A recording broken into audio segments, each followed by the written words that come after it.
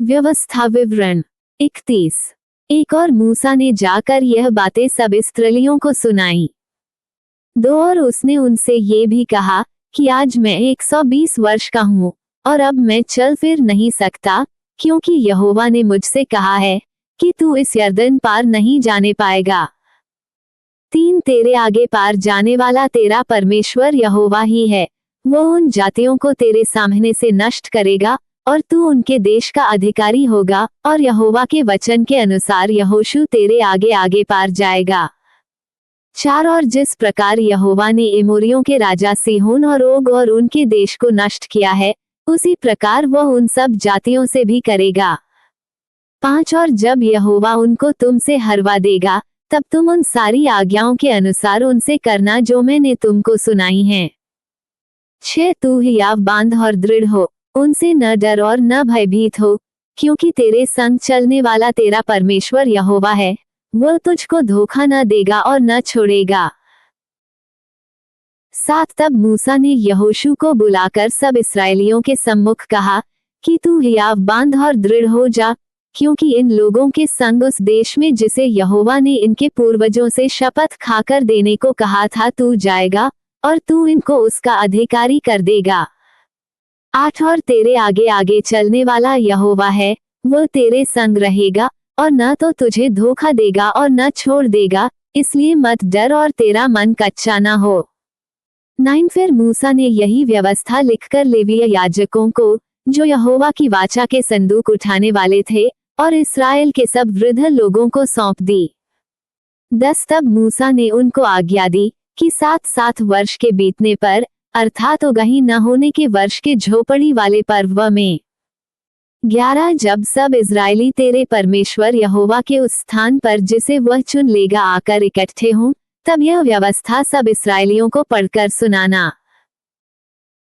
12 क्या पुरुष, क्या स्त्री, क्या बालक, क्या तुम्हारे फाटकों के भीतर के परदेशी, सब लोगों को इकट्ठा करना कि वे सुनकर सीखें और तुम्हारे परमेश्वर यहोवा का भय मानकर इस व्यवस्था के सारे वचनों के पालन करने में चौकसी करें। 13 और उनके लड़के बाले जिन्होंने ये बातें नहीं सुनी वे भी सुनकर सीखें कि तुम्हारे परमेश्वर यहोवा का भय उस समय तक मानते रहें जब तक तुम उस देश में जीवित रहो जिसके अधिकारी होने को तुम यरदन पार जा रहे हो। 14 फिर यहोवा ने मूसा से कहा, तेरे मरने का दिन निकट है, तू यहोशू को बुलवा और तुम दोनों मिलाप वाले तंबू में आकर उपस्थित हो कि मैं उसको आज्ञा दूं। तब मूसा और यहोशू जाकर मिलाप वाले तंबू में उपस्थित हुए। 15 तब यहोवा ने उस तंबू में बादल के खंभे में होकर दर्शन दिया और बादल का खंभा तंबू के द्वार पर ठहर गया। 16 तब यहोवा ने मूसा से कहा, तू तो अपने पुरखाओं के संग सो जाने पर है, और ये लोग उठकर उस देश के पराये देवताओं के पीछे जिनके मध्य वे जाकर रहेंगे व्यभिचारी हो जाएंगे और मुझे त्याग कर उस वाचा को जो मैंने उनसे बांधी है तोड़ेंगे। 17 उस समय मेरा कोप इन पर भड़केगा और मैं भी इन्हें त्याग कर इनसे अपना मुंह छिपा लूंगा, और ये आहार हो जाएंगे और बहुत सी विपत्तियां और क्लेश इन पर आ पड़ेंगे, यहाँ तक कि ये उस समय कहेंगे, क्या ये विपत्तियां हम पर इस कारण तो नहीं आ पड़ी क्योंकि हमारा परमेश्वर हमारे मध्य में नहीं रहा। 18 उस समय मैं उन सब बुराइयों के कारण जो ये पराये देवताओं की ओर फिर कर करेंगे संदेह उनसे अपना मुंह छिपा लूंगा। 19 अब तुम ये गीत लिख लो और तू उसे इस्राएलियों को सिखाकर कंठ करा देना, इसलिए कि यह गीत उनके विरुद्ध मेरा साक्षी ठहरे।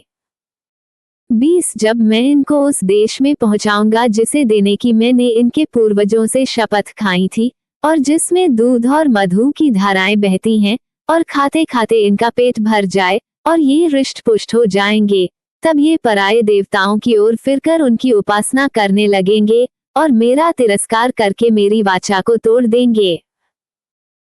21 वरन अभी भी जब मैं इन्हें इस देश में जिसके विषय मैंने शपथ खाई है पहुंचा नहीं चुका, मुझे मालूम है कि ये क्या क्या कल्पना कर रहे हैं, इसलिए जब बहुत सी विपत्तियां और क्लेश इन पर आ पड़ेंगे तब ये गीत इन पर साक्षी देगा, क्योंकि इनकी संतान इसको कभी भी नहीं भूलेगी।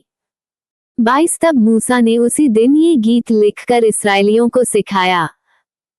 23 और उसने नून के पुत्र यहोशू को यह आज्ञा दी कि हियाव बांध और दृढ़ हो, क्योंकि इस्राएलियों को उस देश में जिसे उन्हें देने को मैंने उनसे शपथ खाई है तू पहुंचाएगा, और मैं आप तेरे संग रहूंगा। 24 जब मूसा इस व्यवस्था के वचन को आदि से अंत तक पुस्तक में लिख चुका। 25 तब उसने यहोवा के संदूक उठाने वाले लेवियों को आज्ञा दी।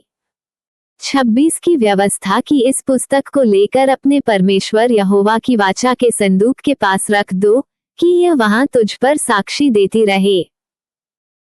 27 क्योंकि तेरा बलवा और हठ मुझे मालूम है, देखो मेरे जीवित और संग रहते हुए भी तुम यहोवा से बलवा करते आए हो, फिर मेरे मरने के बाद भी क्यों ना करोगे।